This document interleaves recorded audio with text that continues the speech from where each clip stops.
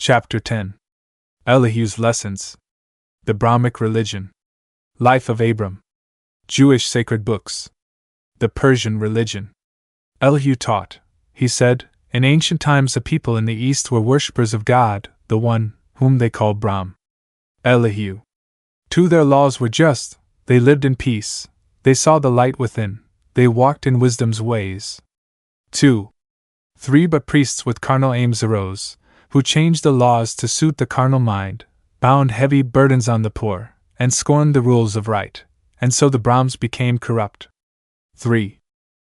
4. But in the darkness of the age a few great masters stood unmoved, they loved the name of Brahm, they were great beacon lights before the world. 4. 5. And they preserved inviolate the wisdom of their holy Brahm, and you may read this wisdom in their sacred books. 5. 6. And in Chaldea, Brahm was known. A pious Brahm named Terah lived in Ur.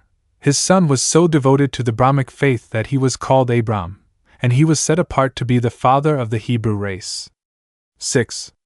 7. Now, Terah took his wife and sons and all his flocks and herds to Haran in the west. Here Terah died. 7. 8. And Abram took the flocks and herds, and with his kindred journeyed further west. 8. 9. And when he reached the oaks of Moreh in the land of Canaan, he pitched his tents, and there abode. 9. 10. A famine swept the land, and Abram took his kindred and his flocks and herds and came to Egypt, and in these fertile plains of Zoan pitched his tent, and here abode. 10. 11. And men still mark the place where Abram lived, across the plain. 11.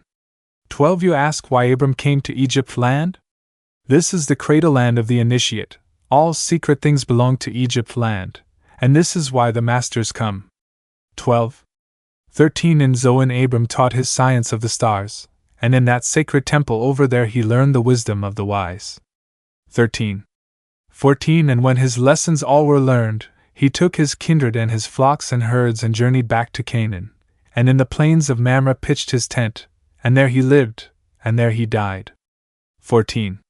15. And records of his life and works and of his sons, and of the tribes of Israel, are well preserved in Jewish sacred books. 15. 16. In Persia Brahm was known, and feared. Men saw him as the one, the causeless cause of all that is, and he was sacred unto them, as Tau to the dwellers of the farther east. 16. 17. The people lived in peace, and justice ruled. 17. 18. But, as in other lands, in Persia priests arose imbued with self and self-desires, who outraged force, intelligence, and love. 18. 19. Religion grew corrupt, and birds and beasts and creeping things were set apart as gods. 19.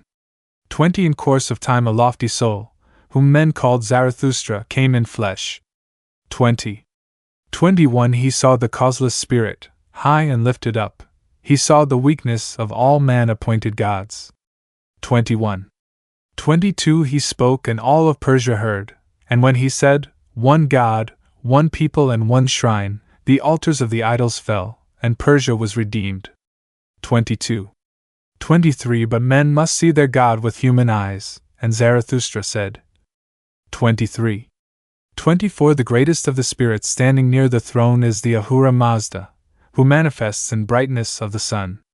24. 25. And all the people saw Ahura Mazda in the sun, and they fell down and worshipped him in temples of the sun. 25. 26. In Persia is the Magian land where live the priests who saw the star arise to mark the place where Mary's son was born, and were the first to greet him as the Prince of Peace. 26. 27. The precepts and the laws of Zarathustra are preserved in the Avesta, which you can read and make your own. 27. 28. But you must know that words are not till they are made alive, until the lessons they contain become a part of head and heart. 28. 29. Now truth is one, but no one knows the truth until he is the truth. It is recorded in an ancient book. 29. 30. Truth is the leavening power of God.